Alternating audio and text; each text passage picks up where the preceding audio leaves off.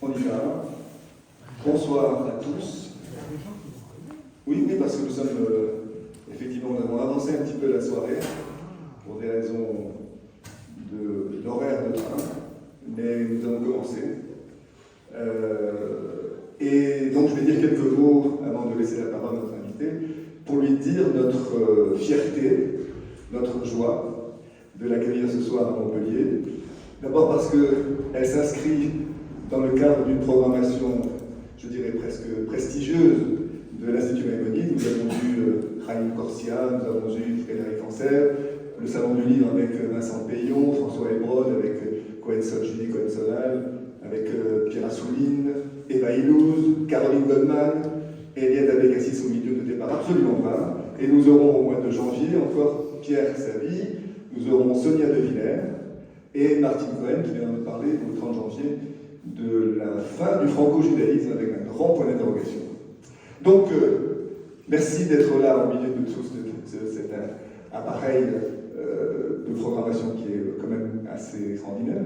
Et puis moi j'ai une deuxième raison d'être fier et d'être joyeux, c'est que, je le rappelais tout à l'heure à Eliette, je l'ai connue toute petite, quand elle avait 2 ans, et que son papa venait à Lyon nous donner des cours de pensée juive pendant 2-3 ans. Et nous avons eu le privilège, mon épouse et moi, d'être mariés par son père, par Armand Bégassis, à qui je transmets vraiment toutes mes amitiés et tout mon bon souvenir. Et puis je suis fier aussi et heureux parce que nous avons suivi pendant des années la carrière, entre guillemets, d'Eliette, depuis sa première publication de Qumran, qui avait fait beaucoup de bruit à l'époque, jusqu'au dernier, donc, Sefer, l'épopée millénaire de la Bible. Et je crois que le titre est assez évocateur pour dire combien il s'inscrit parfaitement dans le cadre des objectifs de l'Institut Maïmonide Averroès-Noël-Aquin. Et donc, encore une fois, heureux de l'accueillir à Montpellier. Nous avons souhaité plusieurs fois l'inviter, ça a été difficile, elle est là, on est heureux. Merci Eliette. Et je vous passe la parole.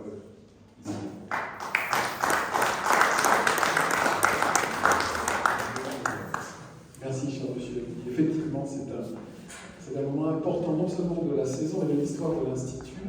Son nom la précède, on voulait l'avoir depuis de nombreuses années parce qu'elle fait honneur au journalisme français.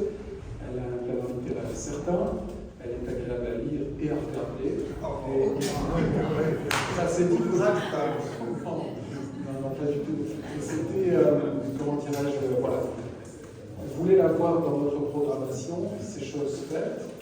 Et nous sommes heureux de l'avoir à l'occasion de la parution de son dernier ouvrage, Sefer, pour laquelle elle va nous dire quelques mots tout à l'heure et répondre bien évidemment à vos questions. Je souhaiterais en préambule excuser Michael Delafosse, maire de la ville de Montpellier, qui doit être sur des braises parce qu'on attend la réponse incessamment sous peu, la possibilité, l'éventualité que Montpellier, ville de culture, puisse être capitale culturelle européenne. On croise les doigts et on espère que Montpellier va être élu. L'excuser donc, tout comme Caroline Elga, la présidente de la région Occitanie-Pyrénées-Méditerranée, le professeur Mireille Daslevel, qui est présidente de notre institut, et saluer les nombreuses personnalités, présidents d'associations, autorités civiles, religieuses présentes. Et monsieur Elgui, de le rappeler tout à l'heure, début d'année fantastique, avec la table ronde interreligieuse qui fera date, avec les 4 branches du rameau abrahamique, juifs, chrétiens, musulmans, pour une rencontre qui fera date, qui restera dans les annales de l'Institut Maïmonide. On a reçu également Frédéric Ancel, qui devait nous traiter de la guerre de Kippour et de l'actualité, nous ayant rattrapé. Il a aussi un panorama relativement complet sur les enjeux proche-orientaux. La 4e édition du Salon du Livre des Mondes Juifs, pour lequel l'Institut s'associe, derrière la locomotive de Séfarim, et un plateau effectivement de choix, notamment la venue de Pierre Assouline autour de son dernier livre sur Alfred Nakache.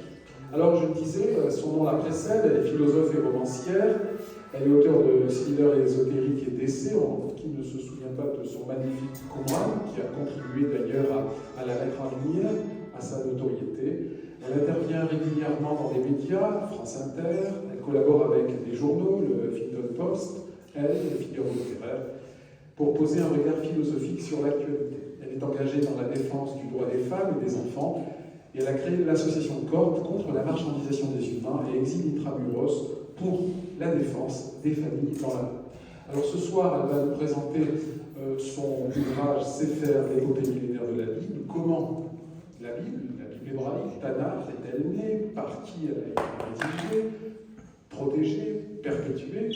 Moïse aurait écrit ses livres dans le désert, mais qui connaît ses autres rédacteurs? Voici donc en gros quelques questions concernant la teneur de cette belle publication que l'on voit donc à deux auteurs issus de deux cultures différentes, Eliette Abécassis et Nejib, qui n'a pu être là, et qui est auteur de la fiction historique Stupor Mundi, et qui se sont réunis, belle collaboration, un travail à quatre mains pour raconter l'histoire épique du livre. Cette soirée, je le disais, est organisée en partenariat avec Sepharim, avec la librairie La Cavale et Radio Aviva. Eliette aura le plaisir de vous dédicacer des exemplaires de ses ouvrages à la fin de cette manifestation.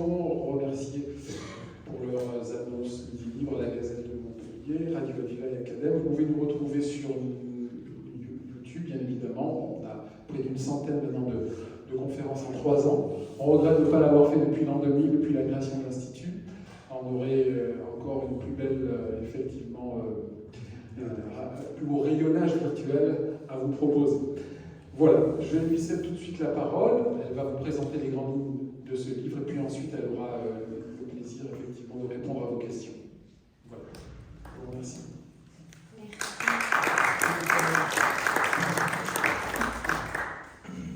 beaucoup de m'avoir invité. Je suis très heureuse d'être présente ici ce soir.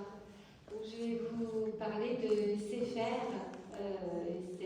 ce livre, ce roman graphique que j'ai écrit et qui est illustré effectivement par Nejib, qui est un dessinateur et qui est d'origine tunisienne et musulman. Et nous avons travaillé ensemble sur ce sujet, la Bible, en nous posant certaines questions, notamment celle de représenter les personnages de la religion et de dessiner, par exemple, Moïse, de dessiner Dieu. Ça, c'est impossible. Mais ces questions, nous les avons résolues ensemble, et puis ça fait du bien de penser ça par les temps qui courent, parce qu'on parle beaucoup de tout ce qui ne va pas, mais il y a aussi des belles collaborations, des belles amitiés, et ces livres en est le fruit. C'est l'épopée de la Bible, et c'est non pas l'histoire de la Bible, mais l'histoire de comment la Bible a été écrite, de Moïse jusqu'à nos jours. Et c'est une question que je me suis posée un jour, donc c'est le début du livre, parce qu'il y a une histoire dans l'histoire, c'est moi. Ça commence avec le personnage Eliette qui vient voir son père, et c'est ainsi que l'idée de ce livre est née en vérité. Et je vois mon père en train de copier sur un manuscrit, un parchemin, parce qu'il est scribe aussi, il a appris à écrire, il a été éduqué au Kheder, vous savez, au Maroc, on apprenait tout. Et tout d'un coup, je lui dis, mais pourquoi tu écris sur un parchemin? Aujourd'hui, à l'heure du numérique, on peut avoir, on a même dépassé complètement le stade des livres, on peut avoir la Bible partout où on veut, sur notre portable, sur nos ordinateurs, tellement simplement. Et tout d'un coup, je me dis, mais c'est vrai, pourquoi c'est tellement important aujourd'hui de continuer de copier la Bible sur des rouleaux et sur des parchemins? Quel est le sens de tout ça? Et là, mon père se met à me raconter l'histoire de l'écriture de la Bible. Et donc, il y a dans le livre des allers-retours entre aujourd'hui, cette transmission père-fille, et la transmission de l'objet de la Bible depuis les débuts jusqu'à nos jours. En fait, il y a cette mise en abîme. Et là, j'ai fait un choix de certains épisodes. On va vraiment traverser des millénaires, mais donc il a fallu choisir. Et c'est un choix qui est à la fois extrêmement subjectif, c'est-à-dire c'est mon histoire de la Bible, de l'écriture de la Bible, et à la fois objectif, parce que tout ce que je raconte, on va parcourir cette histoire à travers des personnages qui ont existé, à travers des histoires, à travers l'histoire, la grande histoire. Mais ces personnages, j'ai voulu les raconter comme une romancière et aussi avec les codes de la bande dessinée. Parce que je me suis aperçue que cette histoire d'écriture de la Bible était un peu comme un western. Alors, mon père adore les westerns et à chaque fois dans le livre, il me propose d'interrompre cette grande narration pour voir un western. Et c'est vrai qu'il y a un côté thriller, il y a beaucoup de suspense. À chaque époque, il y a un antagoniste qui veut soit voler la Bible, soit la brûler, la prendre, la capter en fait, et il y a quelqu'un qui va sauver la Bible. Donc je la raconte comme ça, comme une histoire à raconter. Et cette histoire, elle commence avec Moïse. Et Moïse, eh bien, il va apporter les 10 commandements, qui est l'origine de la Torah. Et ces 10 commandements, le premier antagoniste, tout de suite, eh bien, c'est le peuple, c'est les Hébreux eux-mêmes qui refusent, qui sont en train de faire le veau d'or. Et il faut se battre pour qu'ils l'acceptent. Et puis, ces 10 commandements vont être posés dans une arche qui est l'arche d'alliance. Et là, on est dans vraiment les aventuriers de l'arche perdue, parce que cette arche, il faut absolument la protéger des Philistins. Et donc, il faut la sauver. À un moment donné, elle est volée par les Philistins. On ne sait plus où elle est. Elle disparaît. Elle est retrouvée. Et le grand personnage qui va en fait créer les rouleaux et l'idée de rouleau, c'est-à-dire l'idée même de lire la Bible dans des rouleaux, qui va codifier la Bible, qui va rassembler les textes et les mettre ensemble dans ce qu'on appelle la Torah, c'est Ezra, au retour de l'exil de Babylone. Et ça, c'est le héros. C'est le grand héros et le grand écrivain de la Bible, finalement, puisqu'il était scribe. Et il a 2 idées qui vont permettre au Sefer, au rouleau, de parvenir et de traverser tous les siècles, toutes les épreuves et toutes les guerres. La première idée, c'est effectivement de rassembler les textes et de les écrire dans un rouleau pour que ces textes puissent être passer de la tradition orale à la tradition écrite, donc qu'on puisse les transmettre.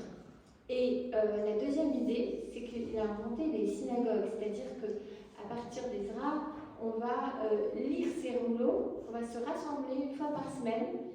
Il a aussi inventé ce qu'on appelle aujourd'hui les séries, parce qu'on va couper la Bible dans des épisodes, et chaque semaine on voit un épisode. Et au bout d'un an, on aura terminé de lire l'ensemble du texte, on aura l'ensemble de toute l'histoire. On peut revoir quand on revoit des séries, donc on répète. Et donc on va se réunir, parce qu'à l'époque, les gens n'avaient pas de livres chez eux, ils n'avaient pas de rouleau, enfin un parchemin, il fallait 40 moutons pour faire un rouleau, donc en fait, ils n'avaient pas accès à l'écrit. Donc on va les rassembler, et ensemble, eh bien, ils vont lire le texte. Et à partir de là, ce texte, eh bien, va traverser le temps. Je vais parler d'épisodes comme la Septante, la question de l'universalisation de la Torah et de la traduction, parce qu'on ne voulait pas, est-ce que ce texte qui est écrit pouvait être dans la langue sacrée, pouvait être traduit en grec, c'était un problème. Mais les Ptolémées ont voulu, ils avaient créé ces grandes bibliothèques à Alexandrie, et il manquait la Torah, donc ils ont voulu absolument l'avoir.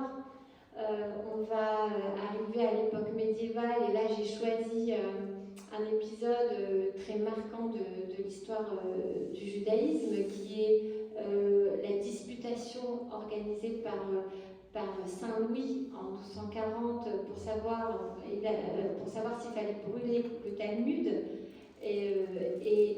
entre les plus grands théologiens juifs et les plus grands rabbins, comme Myriel de Paris, qui était le grand rabbin de Paris à l'époque, et les plus grands théologiens chrétiens, pour savoir s'il fallait brûler le Talmud, parce que le Talmud était considéré comme hérétique. Nicolas Donat pour le christianisme. Oui, et Nicolas Donat, qui était en fait un juif apostat, comme pour la dispute de Barcelone. Oui, avec Paul Chrétien. Ils sont passés du côté complètement de l'ennemi, et le Talmud a été brûlé sur la place de Grève à Paris, c'est aujourd'hui le Châtelet, par charretée entière.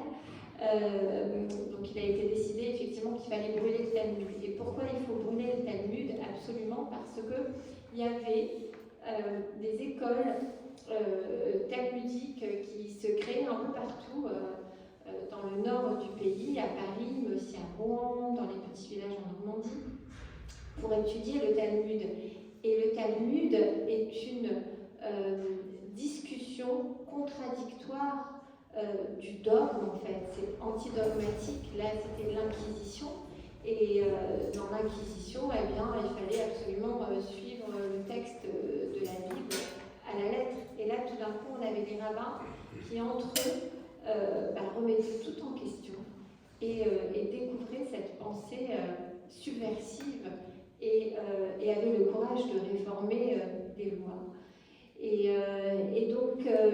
en fait, il y avait des théologiens chrétiens qui commençaient à étudier avec les juifs, et c'est pour ça que le Talmud devenait véritablement dangereux et qu'il fallait s'en prendre au Talmud et le brûler. Et suite à cela, les juifs ont été expulsés de France, comme ils le seront en tout 12 fois. On continue de traverser les époques, et puis là, on arrive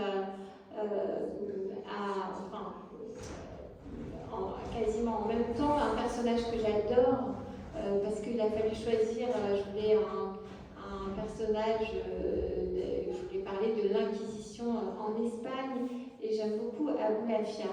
Alors Abou Lafia, il est né en 1240, et c'est un kabbaliste, il a créé la Kabbale extatique, et il a eu cette idée d'aller voir le pape pour essayer de le convaincre d'arrêter l'Inquisition et d'arrêter de persécuter les Juifs. Et l'histoire, c'est que le pape, évidemment, l'a mis en prison. Et au bout de 3 jours, eh bien, c'est le pape qui est mort, et Abou Lafia a été libéré de prison, et puis il a continué à enseigner en voyageant un peu partout pour continuer de transmettre la Kabbale. C'est la transmission, c'est une autre façon de transmettre l'héritage biblique. Et en continuant notre traversée des rouleaux, de la Torah, de la Bible, j'ai découvert une histoire que je ne connaissais pas. C'est on arrive à la Shoah, et là, en fait, avant de déporter, en déportant les Juifs, les nazis ont voulu prendre les livres. Donc en fait, les livres des intellectuels, des professeurs comme Marc Bloch, toute leur bibliothèque ont été saisies, et tout autant que les bibliothèques juives, non pas pour brûler les livres, mais pour les rassembler, pour faire une grande bibliothèque et même une université du judaïsme. Et c'était Rosenberg, un émissaire de Hitler, qui voulait rassembler tous ces textes. Et aujourd'hui, il y a des gens qui essayent, comme pour les peintures et tous les tableaux qui ont été dérobés aux Juifs, de récupérer tous ces livres qui ont été pris, qui ont été volés aux Juifs. Et jusqu'à aujourd'hui, on continue d'écrire ce rouleau, et on continue de lire dans un rouleau, on continue de se rassembler.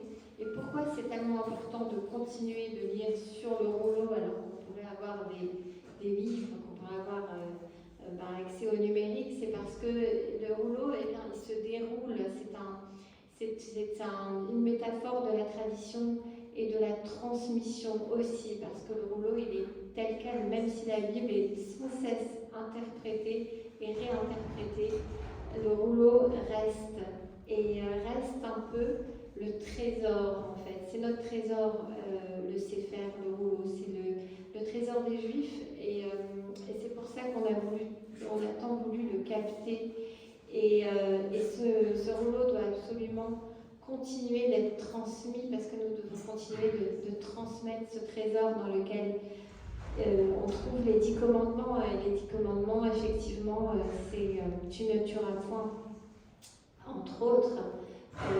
C'est l'idée qu'on va arriver, grâce à la transmission de ces valeurs et de cette Bible, à peut-être rendre le monde un peu meilleur, en tout cas d'avoir cette idée en tête que l'on peut s'efforcer de continuer de porter cette flamme du judaïsme. Et dans l'histoire de mon père me transmettant cette histoire et qui me raconte cette histoire à sa façon, avec ses commentaires à lui dans ce livre, cela me donne envie d'écrire à mon tour, de transmettre à mon tour, et je comprends cette lumière et cette phrase que dit mon père, et que je trouve tellement éclairante sur l'essence même du judaïsme. Le peuple juif n'est pas le peuple du livre, mais le peuple de l'interprétation du livre. Donc c'est une transmission, mais une transmission dans la liberté de penser, dans la création. C'est une transmission créative et une alliance à la fois entre ce trésor qui nous vient depuis si longtemps et puis cette façon que nous avons à chaque époque de le renouveler, de le réinterpréter et de le rendre actuel. C'est ça l'enjeu essentiel de notre temps.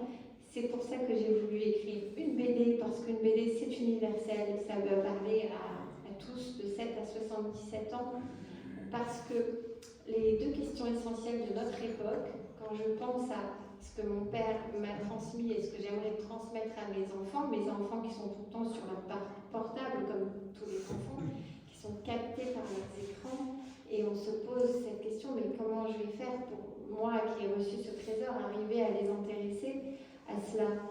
Que transmettre et comment transmettre? C'est cela la question à laquelle nous devons répondre, et nous devons trouver des façons de prendre les enfants par la main et de leur transmettre notre flamme et notre trésor.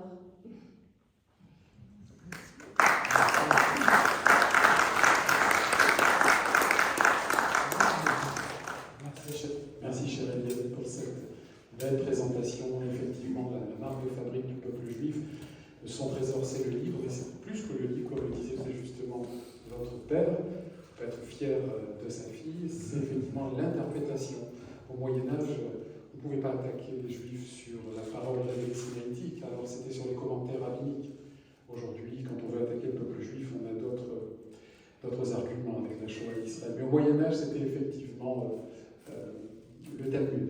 Et par charité entière, vous le rappeliez, le Talmud a été brûlé en place publique, et on le doit à Saint Louis, à ce même Saint Louis qui a décidé du port d'un signe distinctif dans le vêtement pour effectivement les représentants de la loi mosaïque. Vous avez parlé du Moyen-Âge, il y a un écho formidable ici, puisque le livre a été discuté.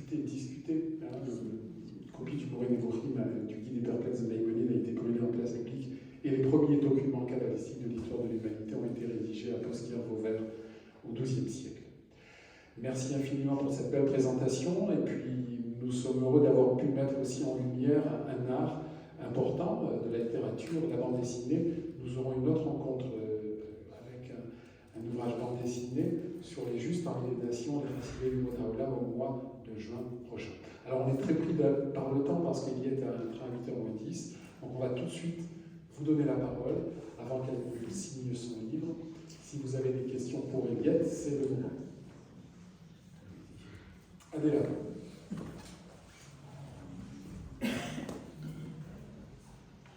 Bonsoir et merci pour votre exposé. Une petite question, parce que vous avez parlé des torrents. Et à un moment donné, comme la personne était arrêtée par les pape, c'était la question de la Kabbale. Pourriez-vous éclaircir un petit peu plus? J'ai pas compris. Quand la personne. Vous avez parlé, je crois que c'était au XIIe siècle. Oui, Abou Lafia. Oui, qui était arrêté par les papes, était mis en Ah oui, prison. oui, d'accord. Vous avez parlé de la Kabbale à ce moment-là. Merci. Oui, alors la Torah, le Sefer, a été à chaque époque réinterprété. Il y a eu le Talmud et la Kabbale qui a été effectivement créée, enfin en tout cas l'origine effectivement n'est pas très loin d'ici. Kabbalah, ça veut dire recevoir.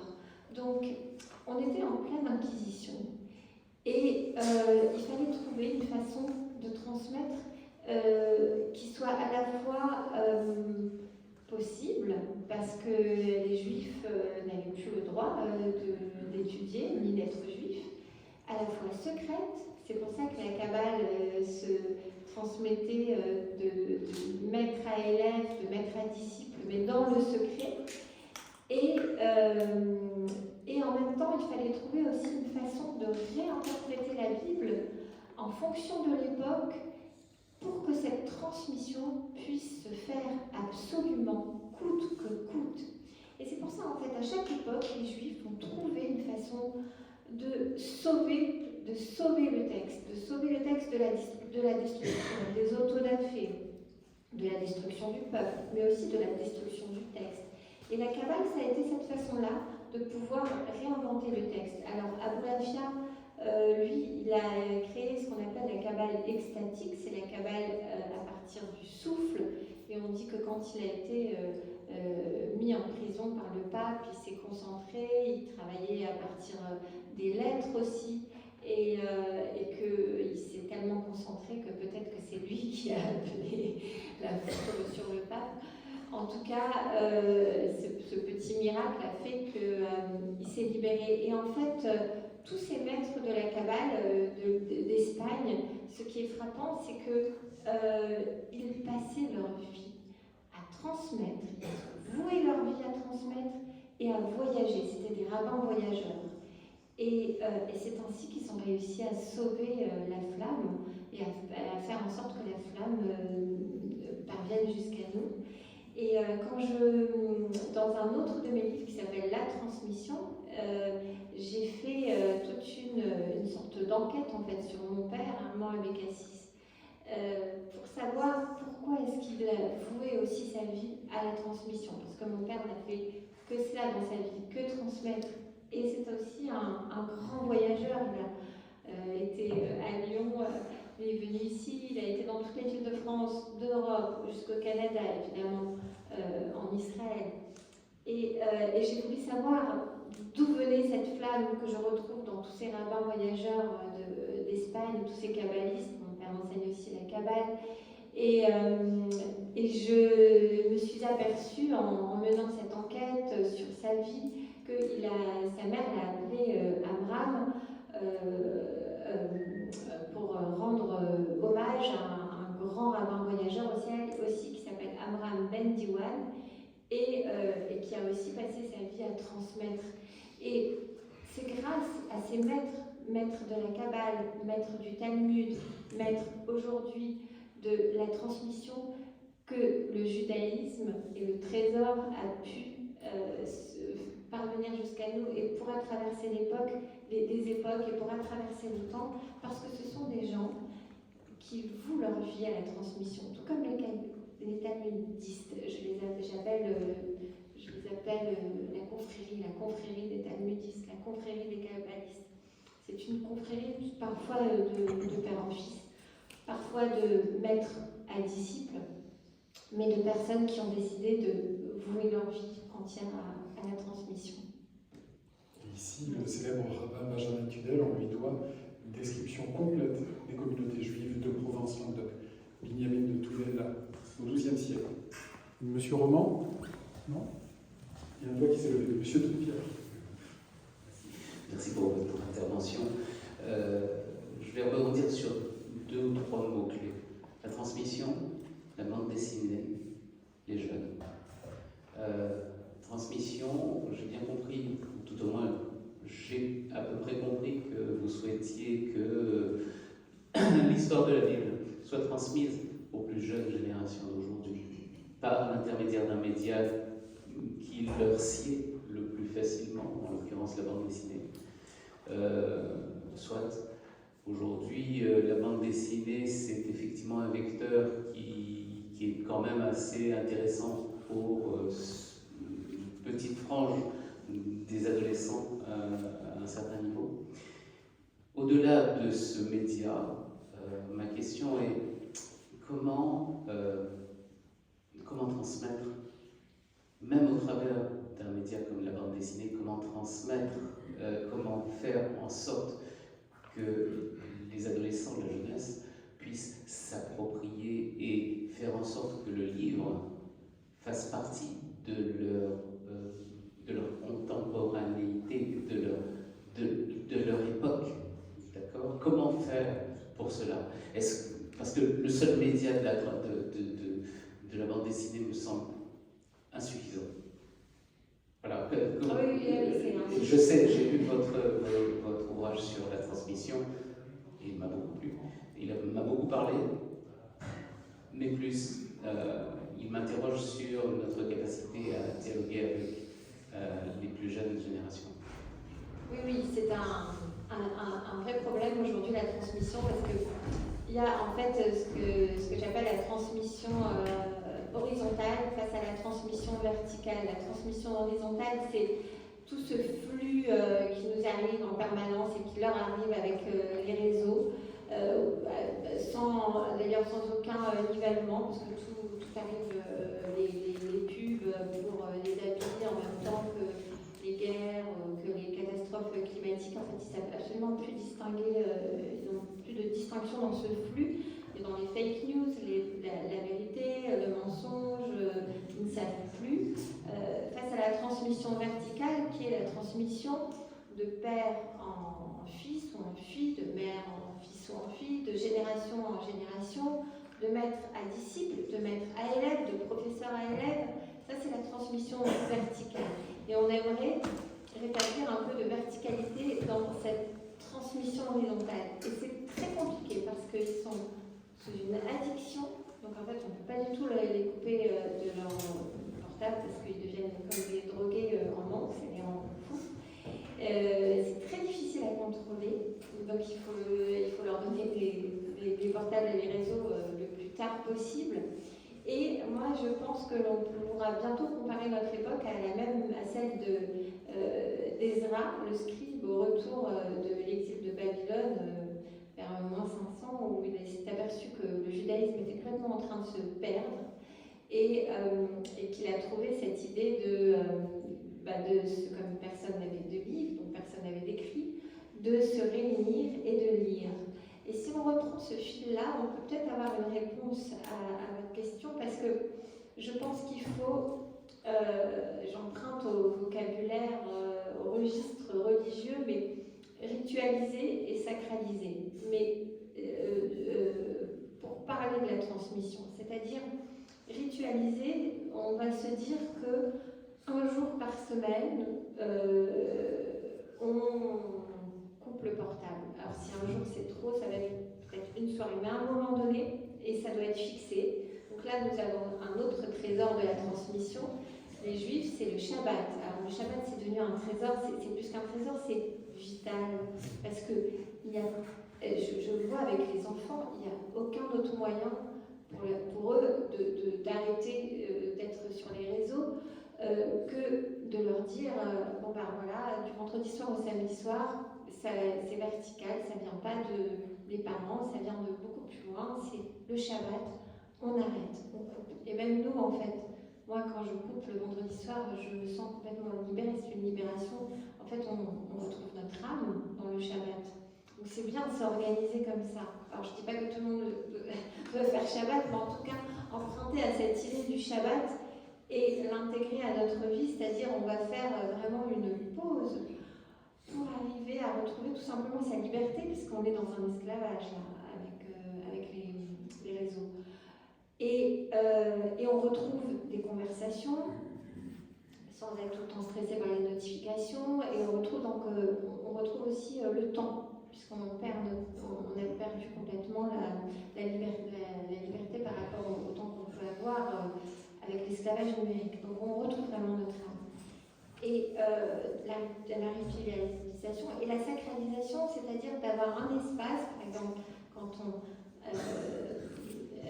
l'espace où on dîne, où on déjeune, en fait, on mange ensemble, on se trouve à une table avec ses adolescents, eh bien, il n'y a pas de portable à table, c'est un espace sacré. Donc l'espace de la table, c'est sacré, c'est l'espace où on va échanger, où on va communiquer sans regarder son portable, on n'a pas le droit. En fait, voilà, sectionner l'espace et puis sortir le temps et sortir des moments pour les consacrer uniquement à la relation humaine sans l'intermédiaire du numérique, sans chasser le numérique de notre vie, puisque c'est pas possible, mais essayer de le cadrer.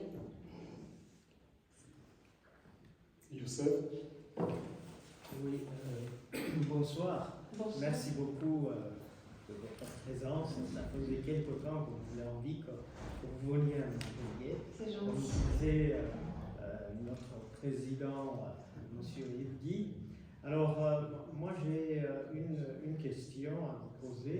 S'il vous plaît, vous avez bien parlé, commencé par Moïse, et à juste titre, vous n'avez pas signalé avant Moïse les grands patriarches. Il y a beaucoup qui pensent que le fondement du judaïsme est né à partir de Moïse.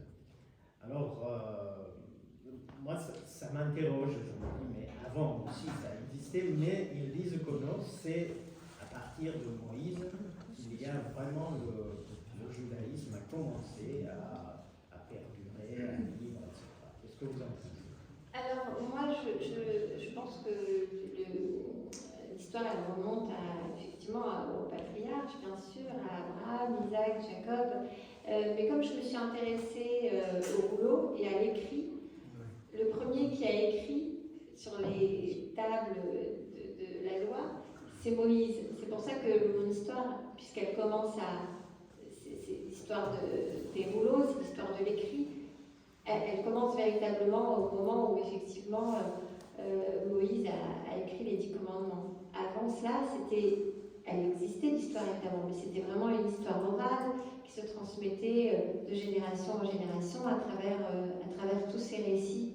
Donc Moïse, oui, c'est le créateur du judaïsme, mais lui-même a hérité de toute cette histoire qui a commencé effectivement bien avant lui.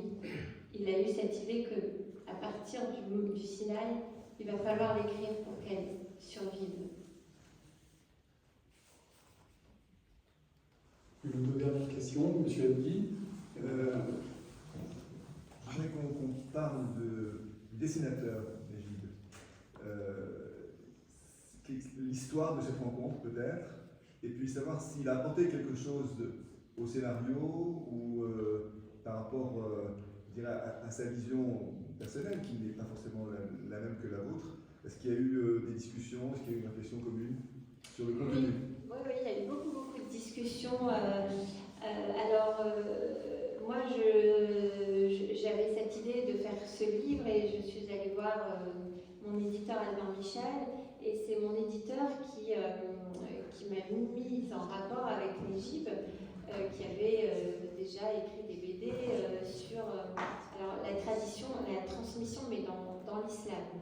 Et donc il a eu cette idée de nous associer pour écrire ce livre, et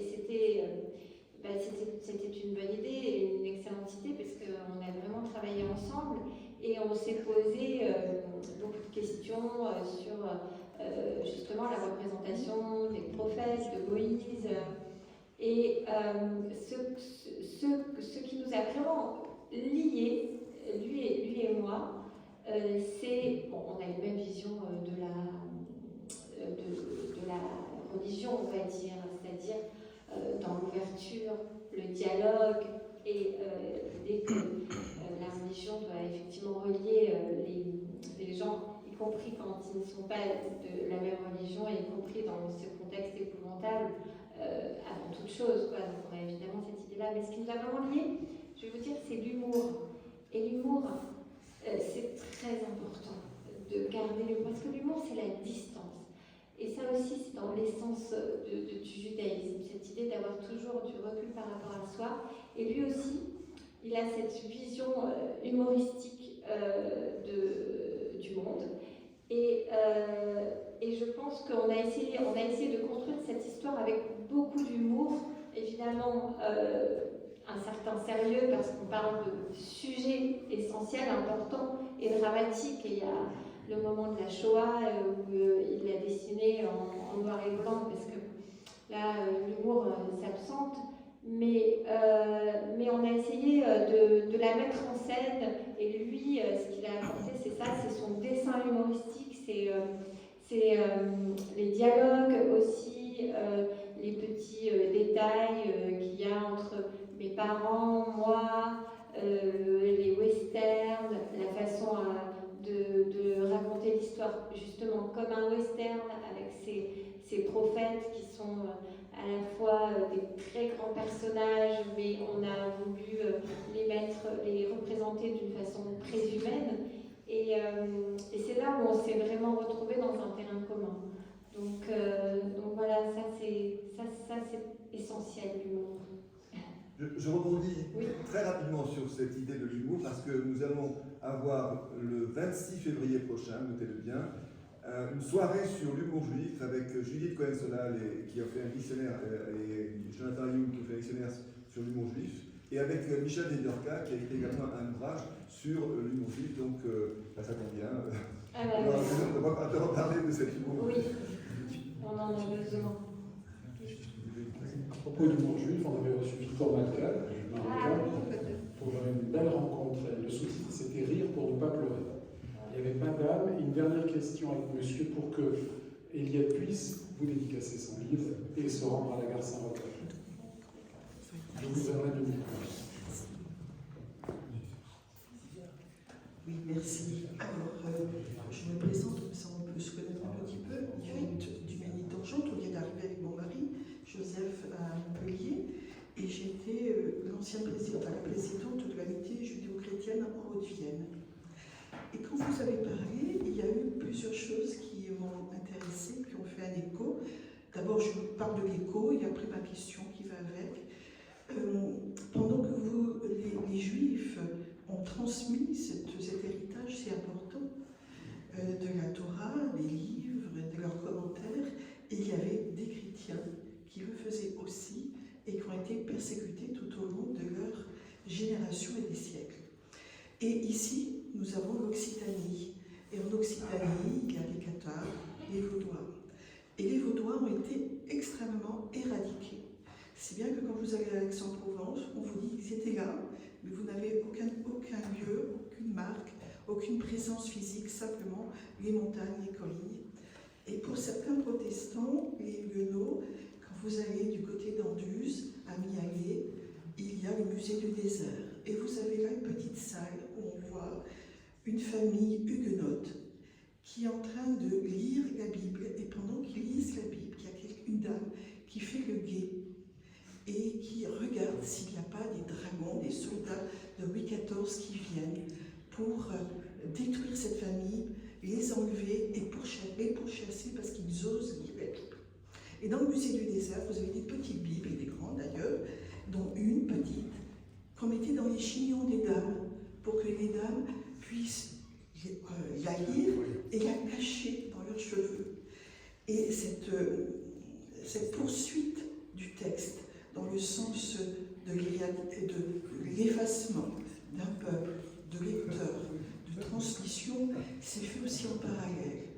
Et si vous ne connaissez pas le musée du désert, donc près d'Anduze, et de rendre sensible à ces colporteurs vaudois qui, au péril de leur vie, vendaient casseroles et maîtres objets et apportaient dans les familles cette Bible dont on est si fier et si heureux d'avoir l'héritage. Alors ma question serait celle-ci: est-ce que dans vos recherches sur la transmission hébraïque, juive au cours des siècles, vous avez pu être un peu sensible ou avez-vous été en contact avec ces épisodes de résistants, protestants et même chrétiens tout court?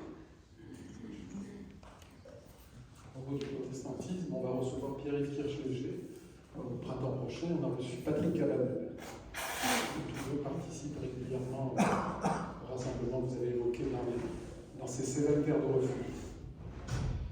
Oui, je me suis intéressée beaucoup à ces persécutions, notamment les Cathares. C'est vrai que c'est une histoire assez fascinante, très mystérieuse, parce qu'ils ont été persécutés comme les Juifs, absolument. Et j'ai écrit un livre qui s'appelle Le Trésor du Temple, et qui est la suite de mon premier roman, Qumran. Et j'ai fait des recherches effectivement sur les Templiers et aussi sur l'Inquisition et la façon dont elle a touché également les chrétiens, et pourquoi est-ce qu'on a cherché à les exterminer, quel était ce qu'ils voulaient transmettre, pourquoi est-ce qu'on a cherché à les empêcher de transmettre leur trésor, et tout ça c'est très romanesque. C'est une histoire absolument fascinante et proche, et c'est un petit peu en fait la même histoire. Une dernière question très courte, s'il vous plaît. Oui, très courte. L'humour est une très belle chose, mais dans la tradition musulmane, on dit que la Bible hébraïque a tout simplement falsifié le Coran. Alors je voulais savoir comment, à partir de l'humour, vous avez réussi à dépasser ce problème. Parce que si vous avez réussi, je pense que c'est vraiment quelque chose de très important. Vous pouvez ramener la vie sur la terre. Oui, c'est sûr. Alors, on n'a pas, dans le travail qu'on a fait en commun, on s'est retrouvés comme des frères d'art, pas des frères d'armes, pas des théologiens, mais par l'art, par le fait de vouloir créer ensemble, par le fait de chercher une façon de transmettre ensemble au plus grand nombre. On a essayé de trouver cette réponse, cette réponse qui est de faire un bel objet et avec un beau message, un message d'ouverture. Mais c'est sûr que dans les théologies ou la théologie de l'islam, ça je pense que beaucoup de musulmans et beaucoup de théologiens musulmans que j'ai rencontrés qui s'expriment dans les journaux, pas suffisamment, hélas, mais sont d'accord pour dire qu'il faut réformer, bien sûr, il faut faire évoluer. Et ça, c'est le message juif. C'est ce que je vous disais et qui est tellement fort et qui nous a permis de traverser les époques. C'est que le peuple juif est le peuple de l'interprétation du livre. Donc il faut savoir réformer, il faut savoir adapter le message à chaque époque. Sinon, dans la Bible, il est écrit qu'un homme qui ne respecte pas le Shabbat doit être sorti du camp et lapidé. Donc évidemment que les rabbins ont eu le courage à un moment donné de dire il ne faut pas prendre le texte dans son côté littéral, mais il faut avoir le courage. Effectivement, les mœurs à cette époque, la vérité change. La vérité à cette époque, c'était la lapidation.